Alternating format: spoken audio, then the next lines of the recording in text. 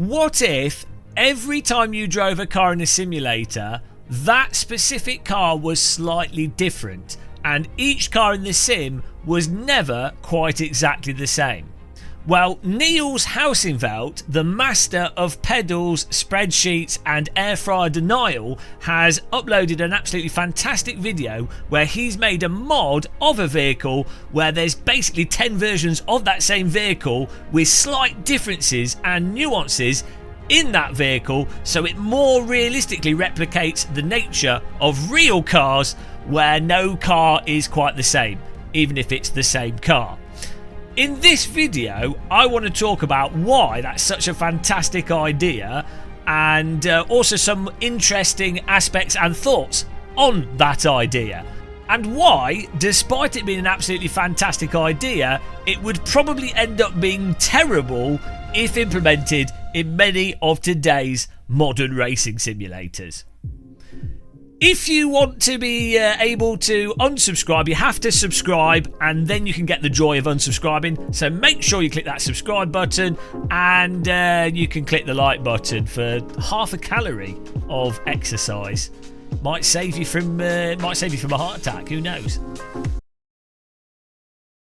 So, why is Niels' video really fantastic? Well, the fact is, one of the biggest flaws or problems with modern simulators is that they don't capture the variability of reality. And modern simulators really emphasize the sort of Guitar Hero, piano recital, repetition of doing things over and over and over again that are static and don't change. Now, before professional pianists, I mean, you're called a pianist for a reason. Before you have a go at me, I know that you play pieces differently, you know, and different pianos feel different. But just look, don't be too disingenuous with my analogy. Modern sims are basically a repetition process, whereas in reality, real driving, the road surface is very different from day to day, especially if it's been warm or rainy, or there's been lots of racing on the track, or the track surface has been changed, God knows what.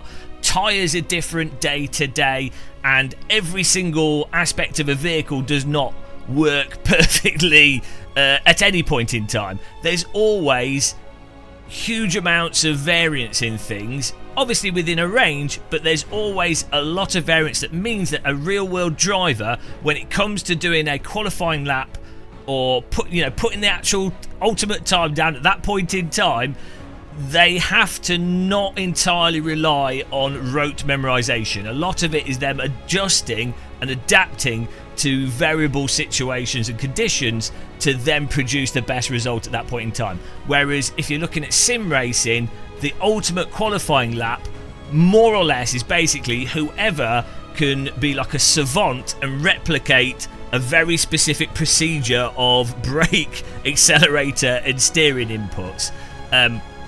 Obviously, repetition and predictability is something that exists in real life, and you will benefit from learning fundamentals and repetition. That's why people that live next to a local go-kart track are particularly fast at that local go-kart track, or it's why certain people's dads buy full access to Formula tracks so they can practice, so their kids can practice on an empty racetrack, giving them a bit of an advantage compared to other people that want to do Formula racing. And it's also why rich people buy many sets of new tyres so they can practice in the practice session on the fresh qualifying tyre over and over again, so that when they do the actual qualifying, they've got more practice than the person that has only got a limited set of tyres because they can't afford to keep buying tyres. So I'm not discounting the repetition and aspects of real life that are relatively consistent, but the fact is, compared to simulators, reality is massively variable, and it's something that simulators haven't really captured,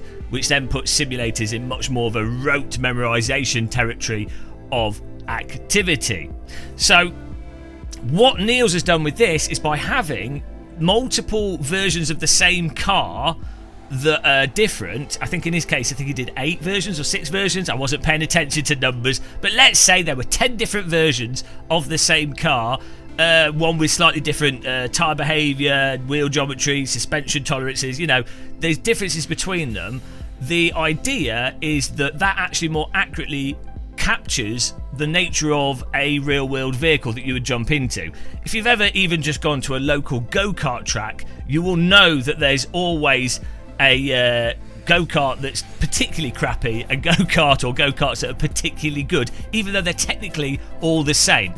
Club 100 and I think some other series, they even do this whole sort of randomization thing, or this being able to pick and choose to try and offset that degree of variability that you have, even with go-karting. And go-karts are a hell of a lot more simple than full-size race cars. So it does make sense for a simulator to actually make it that all the vehicles are slightly different. All the same vehicles are slightly different, and they all have their own little personality. And I do think a lot of sim racers would find that really interesting, compelling, and it is also, I think it adds more depth, and it's just more fun to jump into a sim and you'd be like, oh, what is the thing that's slightly off? Is it going slightly to the side down the straight? Is the suspension a certain way? Is this happening, right? So I think most sim racers would think that's absolutely fantastic, and I do also think that it would add a lot of simulation value to racing simulators. However, only if you're talking about racing simulators where the designer of the car and the programmer and the actual developer have really completely nailed suspension behaviour, force feedback, and the fundamental tyre model behaviour. And this is where Neil's idea ends up being very dangerous.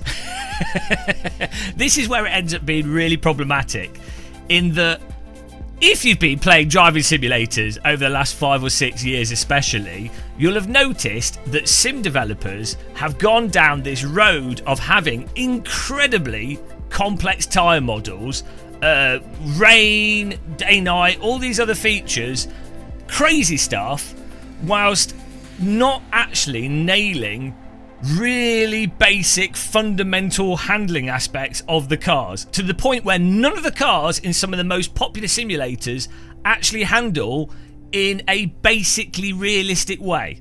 So I have to say it every video, every live stream, iRacing, none of the cars in iRacing drive like actual cars at the limit. So if you then started adding car variability to it, it's like the only way to play iRacing is to memorise its weird physics, and then it kind of you can work around its weirdness.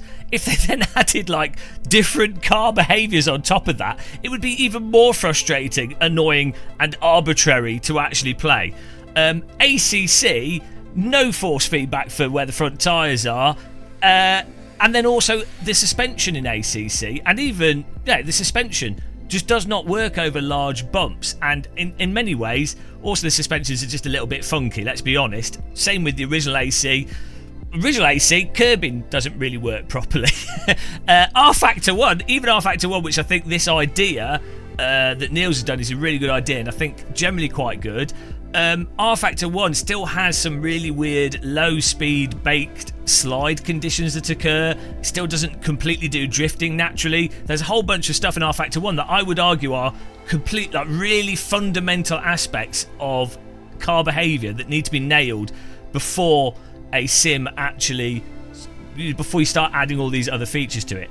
Automobilista 2 that, I mean, come on, it's insane how that drives. Aspects of it are interesting. The tyres are massively complex. They could do off-road, on-road, wet, dry, everything else. But it doesn't drive like a car. Like, nothing in that simulator actually drives like any real car that you... just not how cars move around. Sometimes, occasionally, there's like a narrow window where, you know, you'll be playing iRacing, ACC, MS2, whatever. Sometimes there's a narrow window where the cars do behave like cars. There's a very specific bit where you're like, oh, actually this feels like a really good sim, and then if you deviate from that narrow window of what's permissible in any of these simulators, immediately you're reminded that it's a really wonky simulator and video game.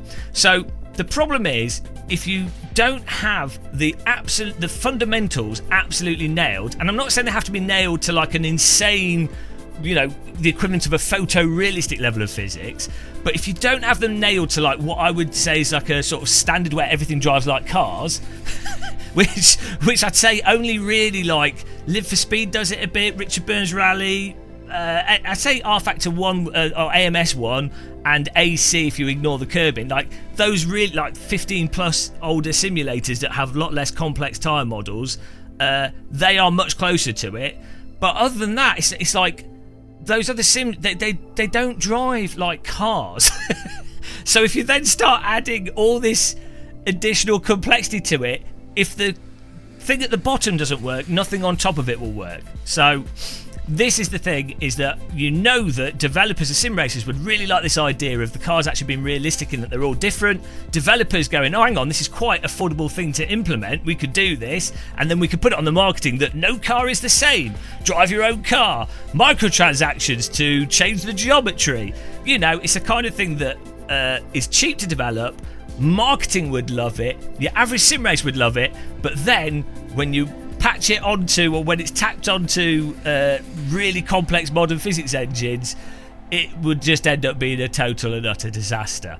So yes, I just think it's really interesting though, as a general topic of games, the idea of the object in the video game not always being the same and every single thing having unique properties, I think is really interesting, potentially, from a game design perspective. I also like the idea of the other version of this that I can't remember the games off the top of my head, but I'm sure I've read about this. My brain's too T-sogged to remember the details, but the idea as well of like damage that you get a car, that car's unique, has some unique properties like Niels' mod, but also damage is also unique. So there'd be like a start point, and if you damage a wheel, for example, or some part of the vehicle, that affects its physics in a very subtle way that then carries through, that maybe in 100 hours or 50 hours of using that car causes the suspension to break. I think there's some really interesting stuff that's super nerdy, completely pointless, probably terrible for actual gameplay, but from a simulation perspective is really interesting. Maybe even more so with flight sims than driving sims, where so something that happens with aeroplanes is that you could be flying a light aircraft and you could strain the airframe by doing a barrel roll or something in a Cessna, or a stupid maneuver in a Cessna or any plane. You could strain the airframe, but it wouldn't be noticeable immediately. Only after like 200 hours of flying, the wings fall off. Normally they fall off for the person that's renting the aircraft that didn't do the stupid thing in the first place. That's how it happens in real life. But in a game, it'd be like you've put the wear on it and then you're affected by it later on. I just think that's quite an interesting, from a game design sort of perspective, it's really quite interesting. Probably from an actual individual player's perspective, it's probably terrible. But all these things I think are really interesting parts of simulators and mega nerdy types of gaming. But go and check out Niels' video, really interesting. I love this type of mega nerdy sim racing stuff. That's it, that's all we can add to it. I hope you enjoyed this. Thank you very much. I'll see you in the next video we do. Thank you very much for watching is what I meant. Oh dear, all this walking around the Nordschleifer, it's cooked my brain. Take care and goodbye everybody.